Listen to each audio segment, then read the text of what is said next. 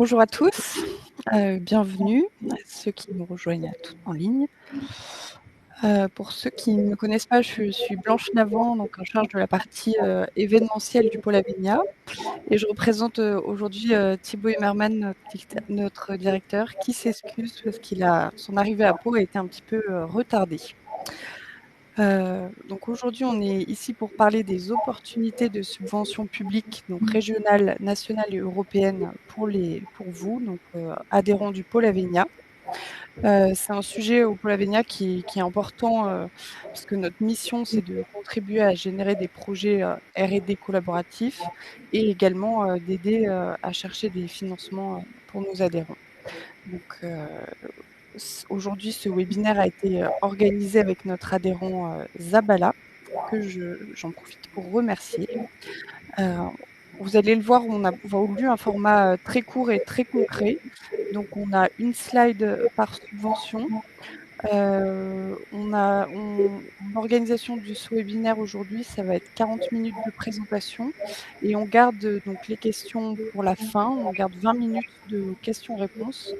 Donc je rappelle les règles toutes simples. Vous avez un chat dans lequel, au fil de l'eau, vous pouvez poser vos questions et qui seront relayées à la fin. Les slides vous seront envoyés ainsi que l'enregistrement vidéo de ce webinaire. Je vais tout de suite laisser la parole à nos deux interlocuteurs que je vais présenter. Donc, bienvenue Tiffaine Benoué, responsable de l'agence parisienne de Zabala, et Yann Poulain, consultant en coordination de projets R&D. Merci à tous les deux et la parole est à vous. D'accord. Merci Blanche. Du coup, je vais prendre la parole pour commencer.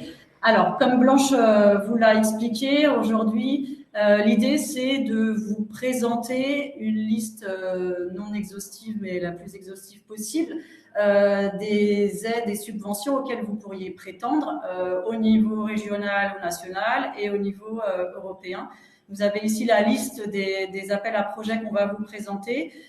Donc, je vais faire la première partie sur la partie nationale et régionale et ensuite, je laisserai la parole à Yann pour la partie européenne. Et comme l'a dit Blanche, n'hésitez pas à poser vos questions dans le chat parce que c'est vrai que c'est assez dense. Je ne vais pas rentrer dans les détails sur tous les appels à projets. Donc, si vous êtes intéressés, n'hésitez pas à poser des questions. Pour ceux qui ne nous connaissent pas, juste 2 slides sur Zabala avant de rentrer dans le fond du sujet. Juste pour vous rappeler ou pour vous apprendre, si vous ne connaissez pas, que Zabala, donc c'est un cabinet de conseil en innovation.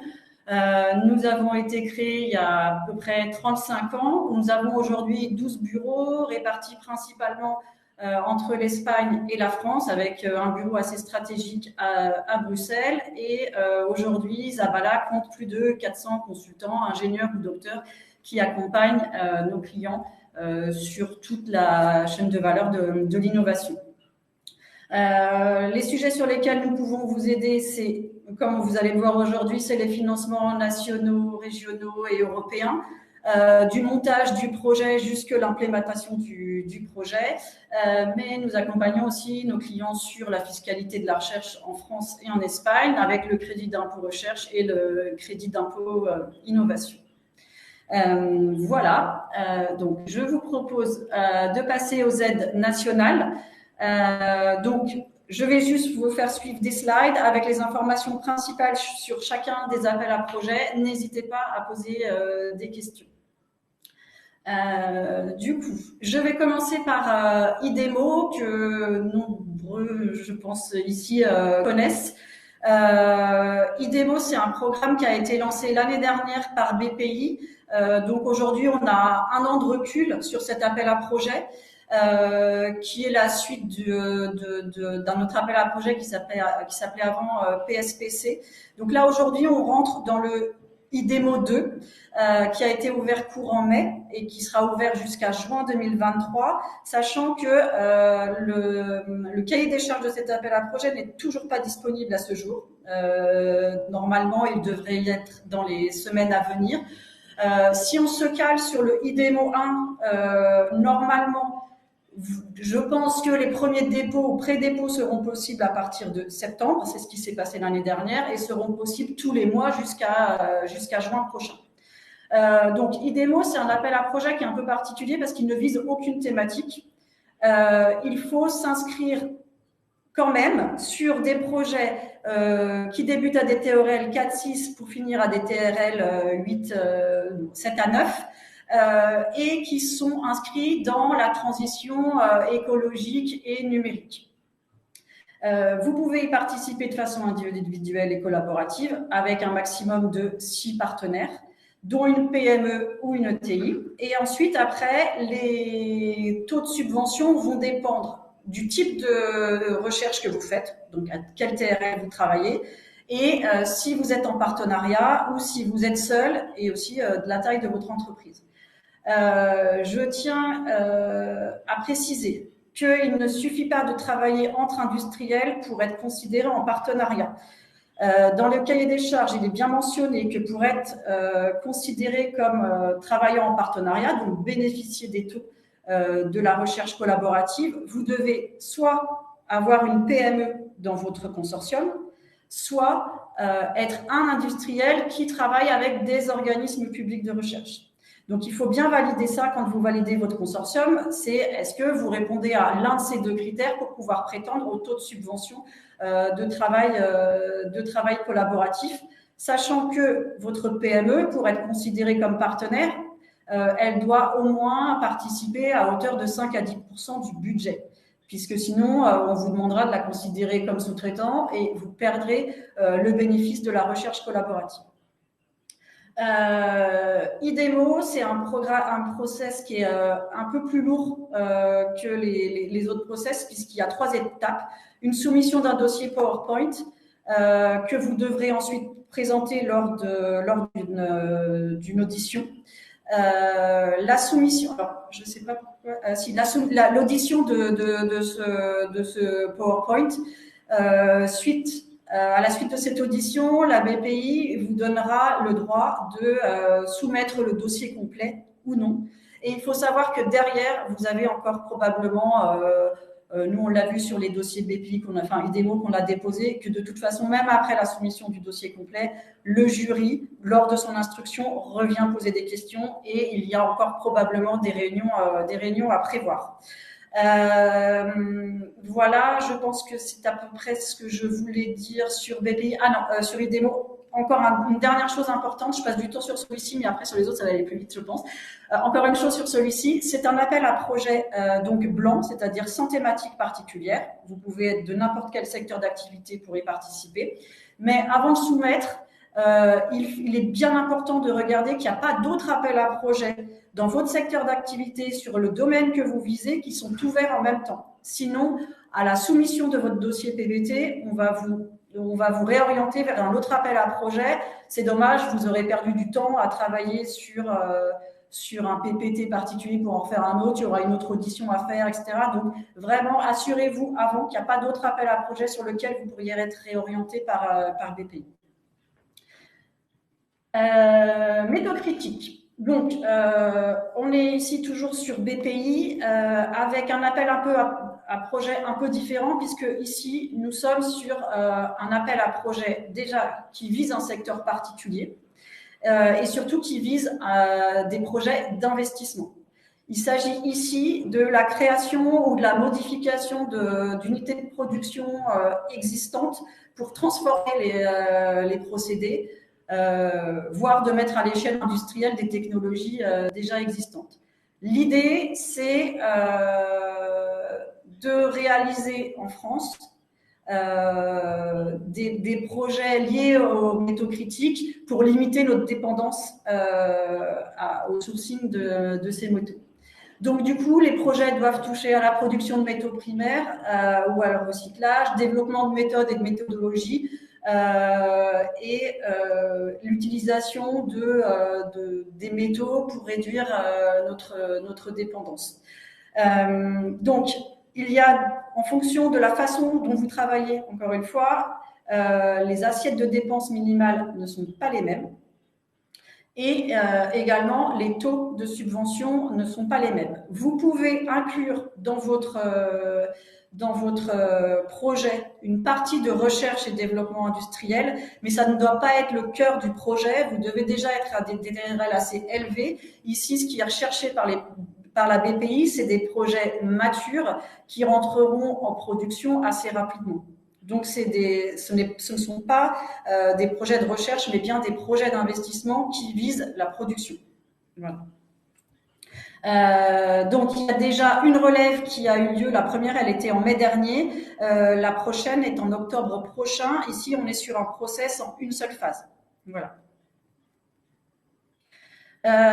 Briques et démonstrateurs d'hydrogène, comme son nom l'indique, il vise les briques technologiques liées au transport et à la production d'hydrogène et aux grands démonstrateurs type des démonstrateurs d'électrolyse.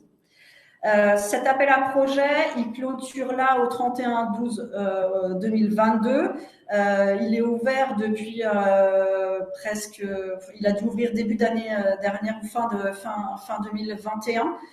Sachant que ce type d'appel à projet, il est ouvert jusqu'à ce que le budget soit totalement distribué. Donc, on n'est pas à l'abri qu'il ferme bientôt.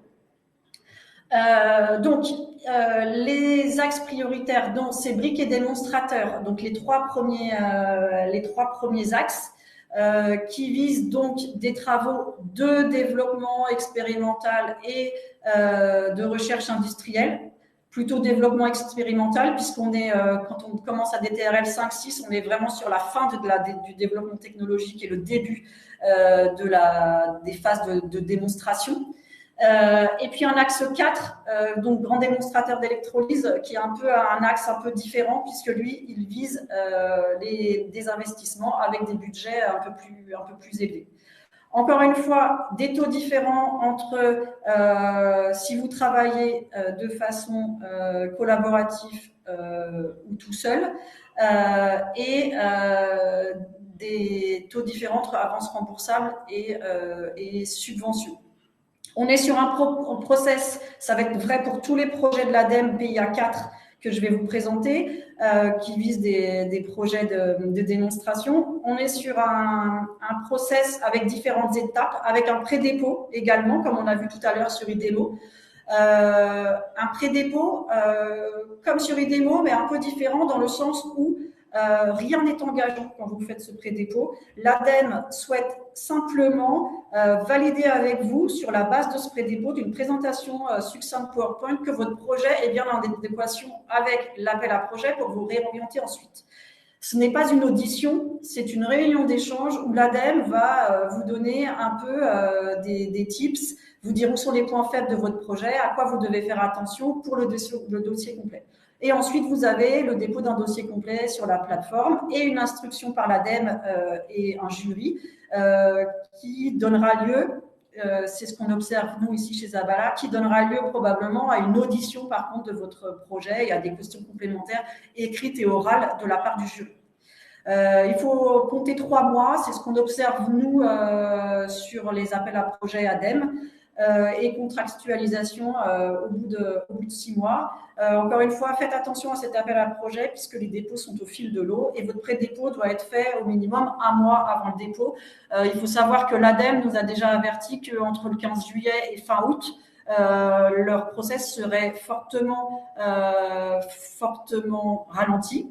Donc, si vous souhaitez déposer un projet en septembre, je vous conseille de déposer votre pré-dépôt avant le 15 juillet. Ensuite, donc du coup, voici je vous ai mis tous les appels à projets ici d'une même stratégie du PIA 4 pour gagner un peu de temps. Donc c'est la stratégie d'accélération technologie avancée des systèmes énergétiques, donc qui vise 3 secteurs bien spécifiques, le photovoltaïque, l'éolien flottant et les réseaux énergétiques. Vous avez un premier appel à projet qui vise les PME sur des TRL assez larges. On parle ici d'innovation. Le TAS PME, vous avez déjà eu une première date de relève fin avril. On sait déjà qu'il y aura une prochaine relève, ça va être ouvert bientôt le 30 septembre. Donc ici, on vise des projets, donc voilà, photovoltaïque, éolien flottant, réseau énergétique, pour des PME seules. Si vous souhaitez monter un consortium, encore une fois, comment ça s'appelle, les critères pour être considérés comme un consortium sont les mêmes. Au minimum, une PME avec des industriels ou un industriel avec des organismes publics de recherche. Des Motaz, on est pareil sur des TRL 5-6 pour arriver à 7-9, puisqu'on est sur démonstrateur. De la même façon, les taux vont dépendre. Ah ben non, si, pour des Motaz, les taux vont dépendre du type de recherche que vous faites, si c'est recherche industrielle ou développement expérimental. Vous serez plus financé en phase de recherche industrielle qu'en phase de développement expérimental, sachant que même si vous indiquez dans vos fichiers de budget, etc., quel type de recherche vous faites, c'est l'ADEME et le jury qui, in fine, va décider sur quel type de recherche vous vous situez et à hauteur de combien vous allez être financé. Il y a déjà eu une première relève au 14 avril sur cet appel à projet. La prochaine deadline est au 15 septembre. Donc, effectivement, pour ceux qui souhaitent déposer en septembre, déposez au plus vite votre annexe 2. Sachant encore une fois que rien n'est engageant sur cette annexe 2, ni en termes de budget, ni en termes de consortium, c'est-à-dire que vraiment, ils vont vous donner des conseils, ils vont valider le concept. Il faut présenter un consortium, évidemment, mais si celui-ci change entre le pré-dépôt et le dépôt, si vous respectez les critères, ça ne remettra pas en cause votre pré-dépôt. On sait que pour avoir déposé un projet sur la première relève, l'ADEME nous avait quand même dit qu'ils avaient eu peu de réunions de pré-dépôt, donc on pense qu'il y a eu peu de dépôts à cette première relève. Comme encore une fois, le budget l'appel à projet va être ouvert tant qu'il y a du budget, on vous conseille de déposer au plus tôt. Et un troisième projet qui lui vise des investissements. Donc c'est un appel à projet purement CAPEX qui vise lui les sociétés qui vont produire ces systèmes photovoltaïques, éoliens flottants ou réseaux énergétiques, soit pour accompagner l'industrialisation, soit pour accompagner l'assemblage des composants, sachant que l'industrialisation, ça peut être nouvelle ligne de production ou adaptation ou augmentation capacitaire d'une ligne existante. Plusieurs relèves sur les années 2022 à 2024. Voilà. J'en arrive à la stratégie d'accélération, décarbonation de l'industrie, sur laquelle je vais passer peut-être un peu plus de temps, déjà parce qu'il y a plus d'appels à projets sur cette stratégie. J'ai repris un schéma qui avait été présenté par l'ADEME pour que vous voyez bien comment s'articulent les différents appels à projets de cette stratégie d'accélération.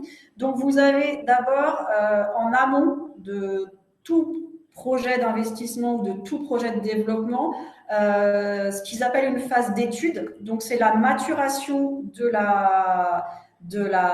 plan de décarbonation de zones industrielles. Donc, c'est l'appel à projet ZIBAC.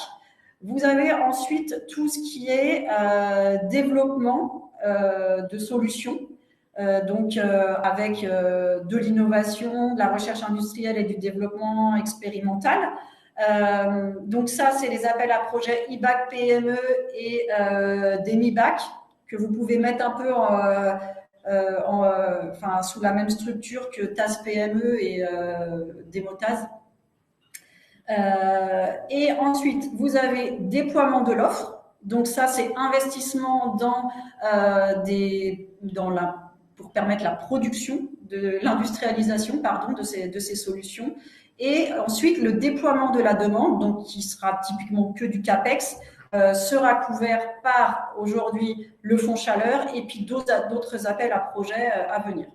Juste pour vous rappeler que la stratégie de décarbonation, elle vise essentiellement 4 thématiques. Donc, l'efficacité énergétique des procédés de fabrication, la décarbonation de la chaleur, la décarbonation des procédés et le captage et le stockage du carbone. Alors, juste ça, je vous le mettrai, ça vous l'aurez dans les slides, mais je vais vous présenter chaque appel à projet. C'est juste que là, vous aurez une slide avec tous les appels à projet en même temps. Donc, ZIBAC, comme je vous disais, c'est la maturation et la l'accompagnement des zones industrielles. Il est important que vous ayez en tête que cet appel à projet ne finance aucune R&D ou aucun investissement. Seront pris en compte ici comme dépenses des temps hommes et des études. L'idée, c'est sur une zone industrielle, de construire la trajectoire et le planning de la décarbonation de cette zone industrielle, de structurer une gouvernance et ensuite, dans une deuxième, donc c'est une phase de maturation, et dans une deuxième phase, d'accompagner la mise en place et le déploiement des projets. Mais en aucun cas, les projets en tant que tels, les projets d'investissement, les projets de développement seront financés. Voilà, il n'y a que du temps homme et des études. Si vous avez des questions là-dessus, n'hésitez pas à les poser dans le chat. Sachant que c'est un appel à projet avec un processus en une phase, enfin du coup une phase de dépôt. Et du coup, la prochaine est courant septembre. Mais je vous conseille, même s'il n'y a pas de pré-dépôt, de toujours prendre contact avec l'ADEME ou avec la BPI si vous êtes sur un appel à projet, de prendre contact avec la BPI et l'ADEME pour bien valider le concept de votre projet, etc. Et d'être toujours en contact pendant toute la durée du montage et de la construction de votre projet, d'être en contact avec l'organisme financeur. C'est des choses qui sont permis au niveau national et au niveau régional, et c'est très important de le faire. Au-delà du fait de faire du lobbying sur votre projet, c'est aussi de pouvoir échanger sur qu'est-ce qu'il faut mettre en avant, qu'est-ce qui est important de développer dans le projet. Il faut savoir aussi que de temps en temps, les cahiers des charges évoluent, mais ne sont pas mis à jour sur les plateformes. Donc, il faut vraiment tout le temps être en contact avec l'organisme financeur, surtout, et encore plus quand on est sur une seule phase, un dépôt. Il est important d'avoir en amont eu vraiment toutes les informations. Et n'hésitez pas à leur poser des questions, parce que à l'ADEME comme à la BPI, ils sont quand même très réactifs et toujours là pour donner des solutions, pour proposer des solutions, pour répondre aux questions, etc. Donc n'hésitez pas à les solliciter, et je pense que c'est vraiment très important de travailler toujours en collaboration avec eux. Donc ensuite, le deuxième appel à projet, donc c'est IBAC PME. Je ne sais pas si vous vous souvenez du schéma. Donc on avait IBAC, c'est planification, maturation de la décarbonation d'une zone industrielle. Ensuite, on a deux appels à projet qui visent le développement de solutions de décarbonation pour les industriels. Donc un premier appel à projet qui est dédié aux PME seules, pour développer des méthodologies ou des technologies de solutions industrielles. Les priorités thématiques, donc c'est celles que je vous ai dit tout à l'heure, hein, ça va être les mêmes sur les 4 appels à projet. Le coût minimal du projet, c'est 1,5 million d'euros, et l'intensité de l'aide dépendra de la structure de votre entreprise. Du coup, là, on est toujours pareil dans le cadre des appels à projets PME de l'ADEME, donc IBAC, PME Démotaz, PME TAS, TAS PME. On est toujours sur des process en une phase. Mais encore une fois, c'est pas parce qu'il y a une phase que vous ne devez pas prendre contact avec l'organisme financeur en amont. Pareil que pour TAS PME, pour le coup, il y a déjà eu une première deadline. Là, il y en a une deuxième qui est prévue le 17 octobre. DemiBac, donc DemiBac, décarbonation pour des projets en partenariat avec deux volets différents. Le volet 1, développement de briques technologiques innovantes. Donc, on va des TRL 6 vers le TRL 8-9. Et du coup, le volet 2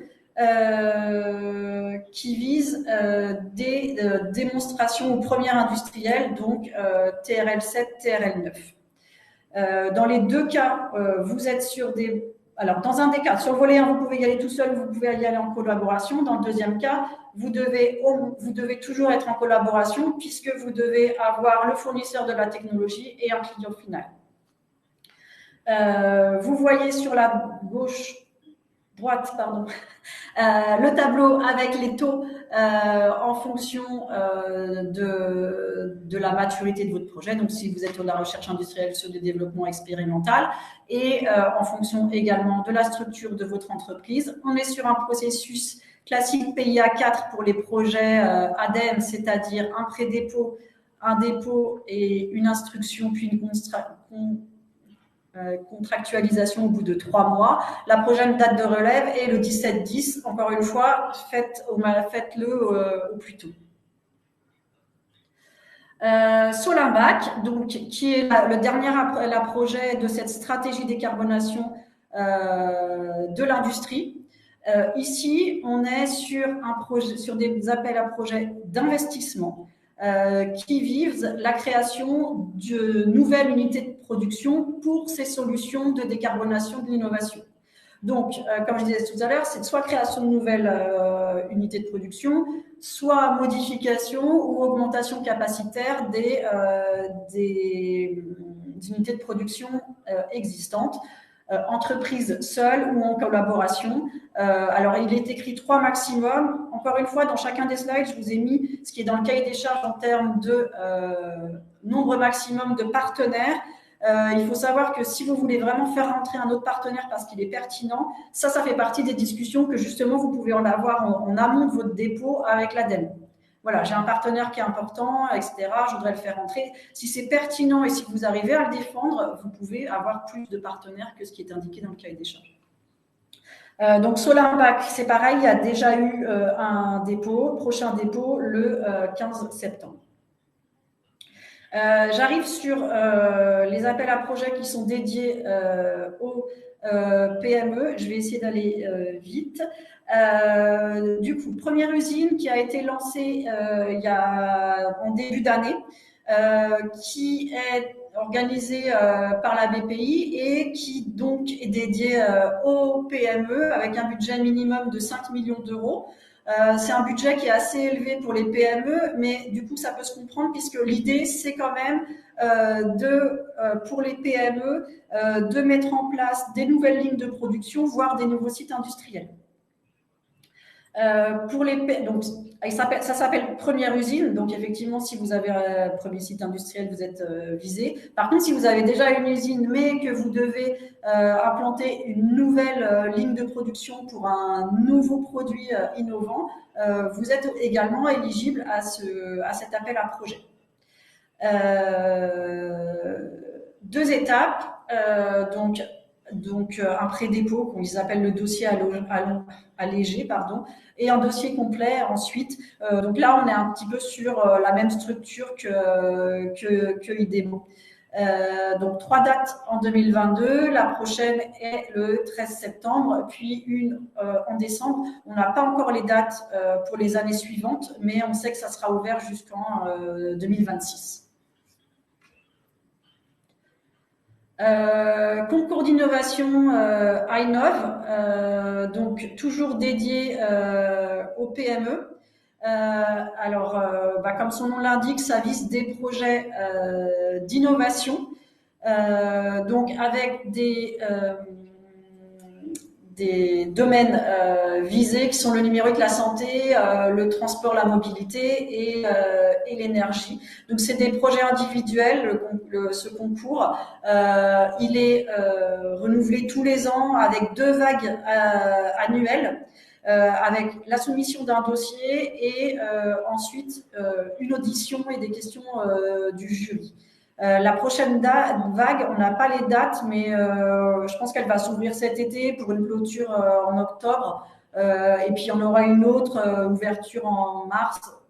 Non, elle a fermé en mars, donc une ouverture en janvier. Donc, il y a deux vagues par an. Sachant pour ceux qui ont déposé des projets à l'EIC Accelerator qui n'ont pas été financés, donc l'EIC Accelerator, c'est un programme européen dédié aux PME. Ne perdez pas le travail que vous avez fait pour l'EIC si vous avez déjà déposé 2 fois, donc ce qui est le maximum. Traduisez votre projet et vous pouvez le déposer à Innov parce qu'on est à peu près sur les mêmes TRL et sur les mêmes critères. Avec évidemment, moins de projets déposés à Innov qu'au niveau européen.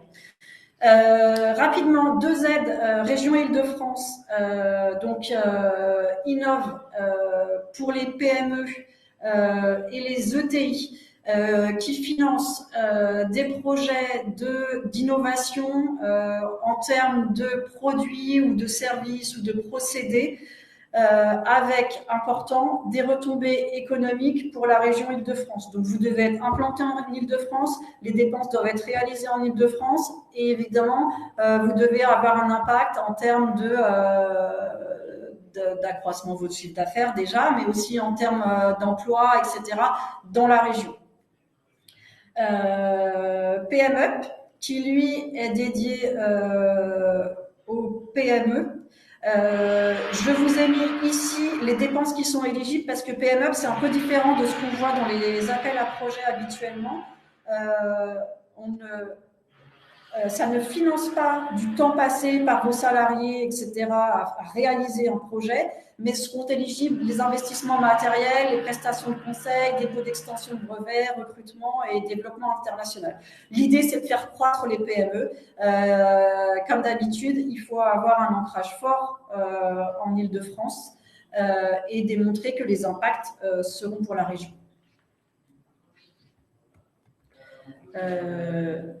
Pardon, je vais dans le mauvais sens. Et 2 aides, du coup, Nouvelle-Aquitaine. Une aide qui s'appelle l'aide innovation start-up. Donc, vous devez être immatriculé depuis 5 ans au maximum, donc moins de 5 ans, et vous n'avez pas encore dû distribuer de bénéfices. C'est un peu la même chose que InnovUp, sauf qu'il y a ce critère d'ancienneté. Mais vous devez développer des nouveaux produits ou process ou services innovants. Et l'aide d'innovation startup va vous accompagner de la phase d'incubation jusqu'au déploiement, jusqu'à la commercialisation. Et enfin, le dernier qui s'appelle soutien aux projets innovants. Donc lui qui est ouvert à tout le monde avec quand même une priorité aux PME et aux ETI. Donc si vous allez en projet collaboratif, si vous êtes grand groupe, il faut avoir dans votre consortium une PME et une ETI. Vous voyez ici les taux d'aide auxquels vous pouvez prétendre. Et donc, du coup, ça vise tous les innovations de procédés, de services ou de produits. Mais il faudra démontrer que vous êtes en rupture avec ce qui se fait aujourd'hui. Et pareil, vous devrez démontrer que vous avez des impacts économiques, sociaux et sociétaux, environnementaux dans la région, pour votre région. J'en ai fini avec les aides nationales. Je vais passer la main à Yann. Merci Tiffaine. Tout d'abord, bonjour à tous.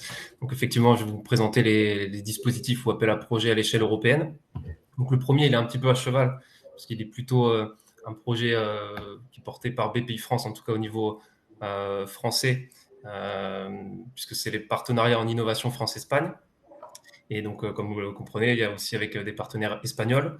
Il fait écho un petit peu au Geodays, qui a pu être mené par le pôle Avenia, qui mettait à l'honneur donc l'Espagne cette année. Donc ces projets, c'est des projets donc en partenariat en innovation qui va viser le développement de produits, de services, procédés industriels sur tout secteur, même s'il y a une priorité qui va être mise en avant sur la partie transport, technologie agroalimentaire, et ce qui va plus vous intéresser sur les domaines de l'énergie et environnement. mais c'est ouvert à tout type de secteur, directement aussi sur les industries du sous-sol. Ça vise des projets donc, sur la recherche industrielle et développement expérimental, donc des TRL, on va dire, autour de 3-4 jusqu'à 7-8. Et donc, il faut à minima une entreprise française, jusqu'à des ETI de maximum, donc 2000 salariés, et une entreprise espagnole. Et des budgets donc, qui vont de 50 000 euros jusqu'à 3 millions d'euros, et c'est plutôt avec des avances remboursables et aussi des prêts R&D avec un taux zéro, et sur des durées qui vont plutôt à 36 mois. Le processus, alors, il est un petit peu différent selon que ce soit une entreprise française ou espagnole, puisque c'est opéré par BPI France côté français et la CDTI, qui est le pendant de BPI au niveau Espagne. Dans tous les cas, il y a quand même un dossier commun en anglais pour les deux, au moins les deux partenaires à fournir, qui est assez simple, une dizaine de pages. Et après, il peut y avoir des éléments supplémentaires qui peuvent être demandés côté français par BPI ou côté espagnol pour la CDTI. Sur l'appel à projet suivant, donc Eurostar, si tu peux passer, Tiffen, s'il te plaît. Donc là, Eurostar, c'est aussi, je n'avais pas parlé, mais c'est mandaté au-dessus par Eureka, donc un organisme international qui va favoriser la collaboration de projets R&D et d'innovation à une échelle donc, internationale. Il y a un peu plus de 45 pays qui en font partie, donc au niveau européen, beaucoup, mais aussi d'autres pays à l'international comme le Canada. Donc sur Eurostar, c'est plutôt dédié aux PME directement.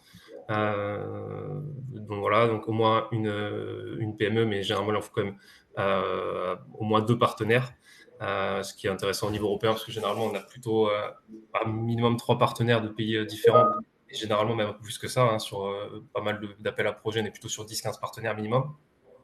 Donc là, c'est des projets collaboratifs de recherche, de développement et d'innovation aussi, transnational, donc il faut bien sûr 2 pays différents, des durées de réalisation qui sont un peu moins importantes que pour un précédent, donc un maximum 3 ans. Mais il y a une dimension commerciale qui est importante à prendre en compte dès le dépôt du projet pour des commercialisations qui doit être démontrée moins de 2 ans après la fin du projet. Donc de démontrer qu'on arrive au TRL 9 assez rapidement. Comme c'est dédié aux PME, ils doivent supporter quand même un grand nombre des coûts, donc minimum 50%. L'intérêt, c'est que ça vise toute thématique aussi, dès lors qu'on développe un nouveau procédé, un nouveau produit ou un nouveau service aussi, mais comme je l'ai dit, qui doit être commercialisable à une échelle assez courte, d'ici, on va dire, maximum 5 ans. Les dépenses, elles sont intéressantes le taux de subvention est intéressant pour les PME puisqu'on en atteint 40%, et pour des ETI jusqu'à 2000 personnes, on peut en tant que partenaire atteindre 30% des dépenses éligibles. L'intérêt de ce dispositif qui vise principalement les PME, c'est que l'étape, on va dire, de sélection est assez réduite, donc on doit soumettre un dossier qui est quand même un peu moins lourd que ce qui existe sur les projets Horizon Europe, par exemple. Et on va dire sous 3 mois, on peut avoir déjà une réponse. Ça, c'est l'échelle minimum, mais ça va quand même assez vite, c'est relativement court. Il y a 2 appels à projets par an qui sont proposés dans le cadre d'Eurostar, donc dans le nouveau programme Horizon Europe, qui a commencé en 2021 et qui va se terminer en 2027. Et la prochaine deadline, elle est pour le 15 septembre. Sur l'appel à projet suivant, alors, qui est un mécanisme un peu particulier, que vous avez peut-être déjà entendu parler, le cascade funding, ou financement en cascade en français. Alors c'est un mécanisme un peu particulier. Bon, voilà, la Commission européenne, elle lance des appels à projets classiques des consortiums qui candidatent. Donc ils peuvent avoir généralement ils ont un financement pour leurs actions. Et dans le cadre du cascade funding, la Commission européenne va leur donner aussi une enveloppe budgétaire qui va être dédiée à financer des tiers, et notamment des PME, pour des projets d'expérimentation. C'est pour ça qu'on appelle ça le financement cascade. Une partie du budget qui vient de la Commission européenne va être gérée notamment par le coordinateur du consortium pour financer des acteurs tiers, donc des PME, des startups, des entrepreneurs, pour mettre en place des projets d'expérimentation, des études, de faisabilité ou autre, mettre en place des pilotes ou des développements techniques. Donc voilà, des projets généralement innovants, et qui va être en lien avec la thématique ou l'objectif du projet qui a été financé en amont. L'intérêt, c'est que ça va focaliser beaucoup sur les PME, les jeunes structures, et ça permet de mettre un peu le pied à l'étrier pour ces structures qui n'ont pas forcément les ressources ou la connaissance par rapport aux projets traditionnels qu'on a dans Horizon Europe, des projets de la Commission européenne de manière générale, qui sont assez lourds dans le montage et aussi par la suite dans la gestion. Là, on va avoir des projets déjà d'une durée plus courte, aux alentours d'un an, mais généralement, ça peut commencer à partir de 6 mois, ça dépasse rarement les 1 an. Et on a un process d'application qui va être facilité. On n'a pas forcément des gros dossiers à monter, des gros consortiums. Parce que là, généralement, ça peut être que 2 partenaires, des fois un seul. Et c'est en lien aussi. Alors voilà, ce process est plus simple puisqu'on aura un petit dossier à monter, des taux de succès qui sont bien plus élevés aussi, forcément. On a plusieurs vagues d'appels à projets qui sont montés. Donc, si on a candidaté à la première, on peut resoumettre si on a eu une note qui n'était pas trop mauvaise et que ça peut paraître intéressant de le resoumettre, on va dire moins d'un an après, généralement. Donc ça, c'est intéressant. Ça vise toutes les thématiques qui sont en lien avec Horizon Europe, quasiment toutes les thématiques. Mais c'est généralement, on observe surtout des appels à projets qui sont orientés sur la partie ICT, hein, sur la partie digitalisation, transformation numérique de société. Et généralement, les projets d'expérimentation mettent une entreprise un peu mature qui a proposé son expertise ou une solution innovante au bénéfice d'une autre un peu plus jeune qui va améliorer son process ou digitaliser son activité. C'est plutôt ce type de projet-là qui existe et les financements forcément sont plus réduits parce qu'on peut aller par partenaire entre 50 000 aux alentours souvent de 100 000, des fois un peu plus que ça, mais généralement c'est aux alentours de 200 000 euros et avec des taux de subvention qui sont quand même assez intéressants. Généralement, c'est plutôt comme Horizon Europe, donc du 70%, on va dire, des fois un peu plus, avec des overheads aussi à 25%.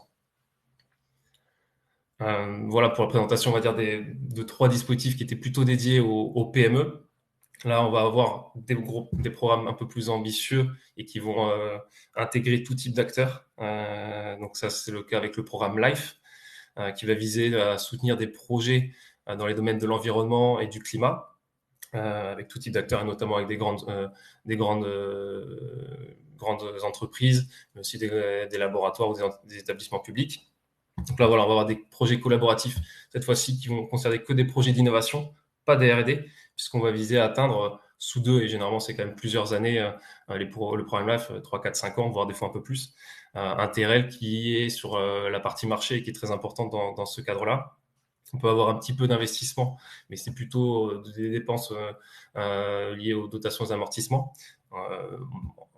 En petite partie, hein. Ça va pas être les grosses dépenses, c'est toujours plutôt sur du temps homme. Et vous voyez, il y a différents sous-programmes, nature et biodiversité, économie circulaire et qualité de vie. On a aussi l'atténuation du changement climatique et son adaptation et la transition vers des énergies plus propres. On peut atteindre aussi un montant de subvention qui est intéressant, notamment pour les grandes entités, jusqu'à 60% des dépenses éligibles.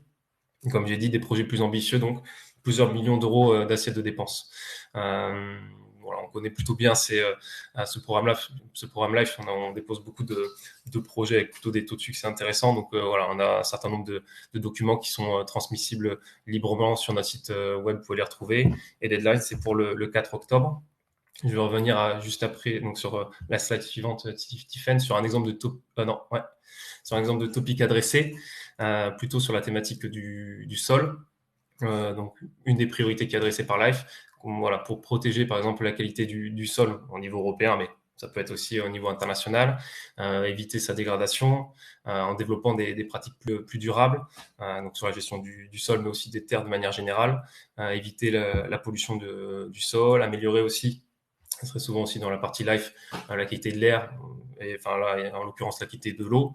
Par exemple, là, c'était sur réduire les infiltrations de nitrates dans le sol, notamment liées aux produits, aux différents fertilisants qui peuvent être utilisés, par exemple, dans l'agriculture, et limiter aussi, bien sûr, les émissions de gaz à effet de serre avec différents dispositifs. Donc là, c'est sur le stockage du carbone.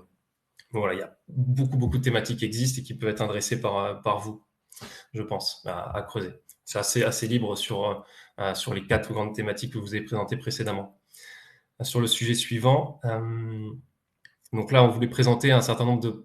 Oui, Tiffen, sur les panoramas des calls Horizon Europe, qui est quand même le gros dispositif de la Commission européenne. Donc là, on a un certain nombre alors, il y a 3 piliers, je ne vais pas rentrer dans le détail, parce que je vois que le temps passe aussi, mais on va dire, nous, on va présenter là plus sur le pilier 2, qui est sur les gros enjeux de société. Donc, il y a un certain nombre de sujets qui sont intéressants pour les adhérents d'Avenia. On va présenter certains éléments, notamment sur le cluster 5, qui est plutôt dédié au climat, l'énergie et mobilité. Bon, ce sera surtout pour le climat et l'énergie pour vous, notamment à travers cette destination 3, qui va viser plutôt des projets sur les énergies renouvelables, sur la partie stockage, les systèmes énergétiques, et notamment sur tout ce qui est en lien avec, pour cette destination, la capture du carbone, son utilisation, son stockage. Donc CCUS, comme il appelle au niveau européen. Il y a aussi encore des calls qui sont ouverts sur ces sujets-là, il me semble, vers octobre. Donc, à creuser par rapport à ça, ça peut être intéressant. Dans le cluster 4, deux destinations qui nous paraissaient les plus pertinentes. Donc, cluster 4, c'est tout ce qui est en lien avec le digital, l'industrie et le spatial. Donc, ça sera plutôt sur les deux premières thématiques. La première destination, elle va viser à faire de l'Europe un leader mondial dans des chaînes industrielles qui vont être plus propres et neutres pour le climat, mais aussi pour l'économie, qui va favoriser l'économie circulaire et des systèmes d'infrastructures numériques en faveur du climat, notamment voilà, sur des réseaux et des centres de données. Et la deuxième destination, elle va viser à ce que l'Europe devienne soit sa position de leader industriel, améliorer son autonomie dans différentes chaînes stratégiques qui sont clés, et notamment avec la sécurisation d'approvisionnement en matières premières, qui est un enjeu très important de souveraineté au niveau européen, et on le voit encore plus actuellement. Donc voilà, donc, bon, la plupart des calls sont quand même fermés pour cette année, pour 2022, mais des choses qui vont arriver, notamment avec le prochain programme qui est en construction, donc 2023-2024, et qui devait arriver d'ici la fin de l'année. Rapidement, pour vous laisser un peu de temps aussi sur les questions que vous pourrez avoir. Il y a des nouveaux dispositifs, notamment les missions qui ont été ouvertes au niveau européen, notamment sur la partie soil and food, mais là, on va plutôt se focaliser sur la partie soil. Donc, les missions européennes, elles visent à apporter des nouvelles solutions plus concrètes aux challenges qui sont les plus importants au niveau européen. Donc là, on le voit sur cette partie-là, c'est créer 100 Living Labs, 100 Lighthouse pour mener une transition des sols sains d'ici 2030, avec beaucoup de sujets que vous voyez par la suite, réduire les désertifications, réduire la pollution des sols, éviter l'érosion, etc. Il y a tout ce qui est en lien avec les sols quasiment sont dessus. Sur les projets, vous voyez un certain nombre de topics sur la droite, vous pouvez cliquer sur les liens, vous aurez directement les informations. Donc voilà, donc sur ce qu'ils appellent les Living Labs et Lighthouse, ça va être des endroits pour les Living Labs où on va faire des expérimentations sur le terrain directement. Et sur la partie Lighthouse, ça va être des sites uniques, type des fermes, des parcs, où on va mettre en place, on va montrer des bonnes pratiques, on va démontrer, voilà, on va faire des démonstrateurs. Et aussi une partie de partage de connaissances, le peer-to-peer learning. Donc voilà, on a des budgets qui varient selon les sujets, hein. Ça peut être de 3 millions d'euros à 21 millions d'euros. Et donc, c'est des projets qui sont encore ouverts, qui ont été ouverts il y a quelques semaines jusqu'au 27 septembre. Donc, ça laisse le temps encore de pouvoir déposer des projets de qualité.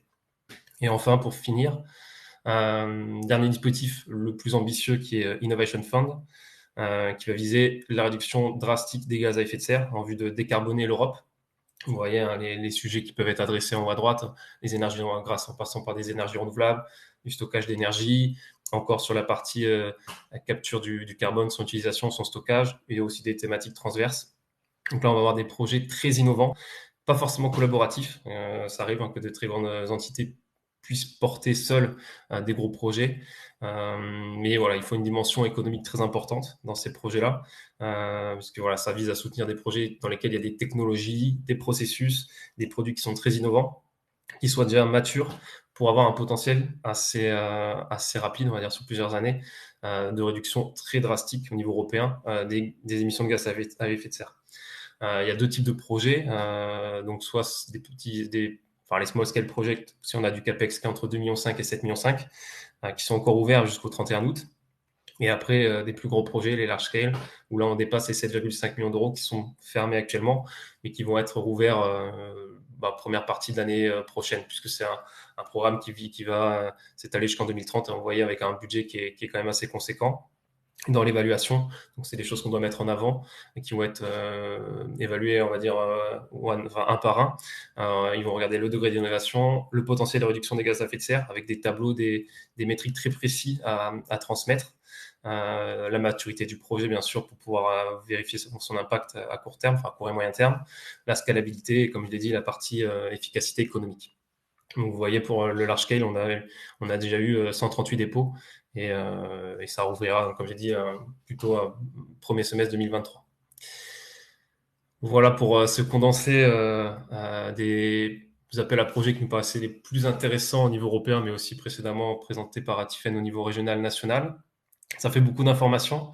Donc voilà, n'hésitez pas, on vous transmettra les slides pour pouvoir revoir ça. Vous avez les liens aussi pour les appels à projets pour creuser des choses. Mais si vous avez des questions, on est maintenant à votre disposition pour y répondre. Merci à tous les deux. Je vais relayer les questions dans l'ordre. Une question au tout début. Quelle différence clé entre IDEMO et iLab? Est-ce que ce sont des aides complémentaires? Alors, c'est pas du tout les mêmes, du coup. iLab vise des projets de création d'entreprise. Donc, il faut être soit pas encore créé, soit créé depuis moins de 2 ans. Et ce qui va être financé, c'est la création de l'entreprise en elle-même. Vous pouvez même postuler en tant que personne qui va créer son entreprise. IDEMO, on est sur du développement de produits ou de process pour être mis sur le marché, puisqu'on va jusqu'à des TRL 7-9. J'ai pas en mémoire les budgets, mais je pense que les budgets sont pas du tout les mêmes. Est-ce qu'ils sont complémentaires? Oui, parce que vous pouvez faire un iLab et dans un deuxième temps participer dans un consortium à IDEMO. Mais de toute façon, les appels à projets ne financeront jamais des mêmes dépenses. Donc de toute façon, il faudra bien séparer les dépenses et les budgets pour chacun des projets, qui est un, la création d'entreprise sur iLab, et deux, le développement ou la démonstration d'un nouveau produit sur IDEMO. Ça marche, merci. Une deuxième question. Est-ce qu'il existe des répertoires ou annuaires dans lesquels une PME pourrait s'inscrire pour être visible comme candidate partenaire pour des projets collaboratifs? Alors ça, c'est une question qui arrive assez souvent, notamment pour les PME. Comment on fait? Parce que c'est assez difficile de se porter comme coordinateur. Ça demande beaucoup de ressources, d'expérience, etc. Donc, c'est normal de vouloir plutôt s'inscrire comme partenaire. Alors, il y a plusieurs possibilités. Je pense que la première, voir avec vos réseaux existants, et notamment donc peut-être avec des pôles comme Avenia qui peuvent faire des événements, qui peuvent mettre en réseau sur certaines thématiques. Et donc, c'est une première approche, je pense, qui peut être intéressante. Sinon, directement, si vous avez ciblé des calls, des topics qui vous intéressent, il y a une petite partie en fin où on peut mettre en avant son expertise et en disant qu'on souhaite rejoindre des consortiums existants, etc., en proposant une valeur ajoutée par rapport à certains éléments qui sont dans le topic. Bon, dans la pratique, je ne sais pas si ça fonctionne souvent, mais ça peut être quelque chose d'intéressant. Et après, il y a pas mal d'événements au niveau européen, de réseautage, etc., qui peuvent exister avec des associations européennes sur certains sujets. Il vaut mieux plutôt viser celles dans lesquelles on s'inscrit, dans les thématiques dans lesquelles on s'inscrit, où là, on peut bénéficier, on va dire, d'un réseau au niveau européen plus intéressant et qui ont déjà ciblé, on va dire, en amont des topics. Mais c'est vrai que c'est une difficulté à laquelle de nombreuses PME sont confrontées quand on n'a pas l'habitude d'avoir déjà un réseau européen ou d'avoir fait un certain nombre de projets européens, en tout cas sur une thématique qu'on peut viser. Merci. On a une question, alors vous n'aurez pas forcément la réponse tout de suite, mais s'il y a des soutiens aux projets innovants dans d'autres régions, je crois que c'est un adhérent qui est en Occitanie qui pose cette question. Oui, enfin la majorité des régions, je dis oui, je ne sais pas, j'ai pas regardé, mais quand même la majorité des régions proposent des aides similaires aux PME dans le cadre de leur développement ou de leur projet de développement. Oui, après ça dépend des régions. On sait qu'en région Aura, il y a pas mal de choses qui existent et ça va être en lien plus avec les filières qui vont porter au niveau régional. Donc bon, il faut regarder, mais il y a des dispositifs similaires qui ne sont pas forcément les mêmes qu'en région Nouvelle-Aquitaine ou en Île-de-France, mais qui doivent très certainement exister aussi dans les différentes régions.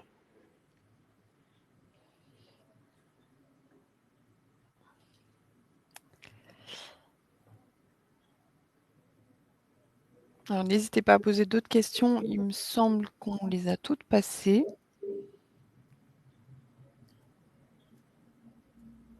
On aurait pu parler moins vite. c'était déjà intense. Côté Polavenia, donc Emmanuel Robbins, qui est en charge des projets Europe et international, précise que nous, sur notre site, on partage régulièrement des appels à projets régionaux, nationaux et européens, que ce soit donc sur notre site, on a un onglet dédié ou dans nos newsletters. Donc, n'hésitez pas à contacter le pôle Avenia aussi si certains de ces appels à projets vous intéressent. Et évidemment, notre rôle est aussi de faire de la mise en relation sur ces appels à projets.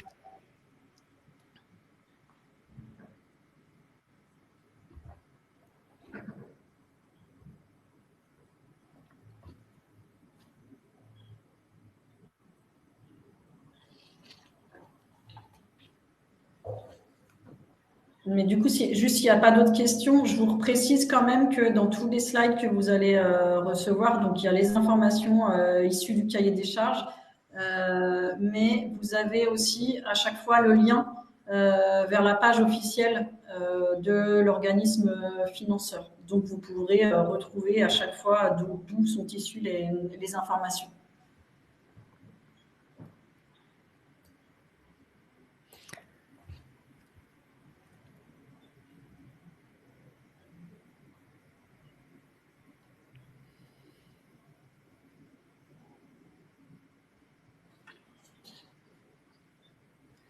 Sinon, pour revenir aussi à la question qui était posée sur la partie répertoire annuaire pour lesquels on peut être plus visible de la part d'une PME, mais aussi de manière générale à tout type d'entité. En tout cas, au niveau européen, ce qu'on vous invite à faire, c'est prendre contact aussi auprès du PCN sur la thématique que vous visez. Parce que généralement, ils aiment bien partager aussi, notamment quand une entité a une expertise particulière qu'elle souhaiterait s'insérer dans un projet et qu'elle apporte une expertise, de diffuser ça au réseau du PCN en question. Donc voilà, n'hésitez pas, ça peut être un moyen aussi de pouvoir se raccrocher à un consortium existant sur cette partie, mais de manière générale, voilà, avec les PCN nous permettent d'avoir de l'information. Ils font aussi un certain nombre de webinaires qui peuvent être intéressants pour appréhender au mieux ou de choisir par rapport à l'idée de projet qu'on peut avoir les topics qui sont les plus intéressants pour notre idée.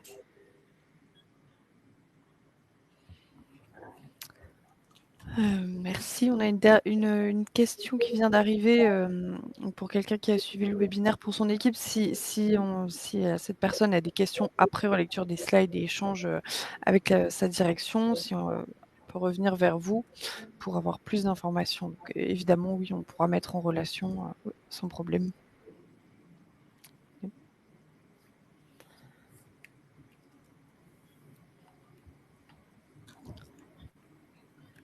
Mais s'il n'y a pas d'autres questions, je vous remercie en tout cas tous les deux. Et je pense qu'on va pouvoir conclure. Merci pour l'opportunité. Merci beaucoup. Bonne journée à tous. Merci, au revoir. Bonne journée à tous. Au revoir.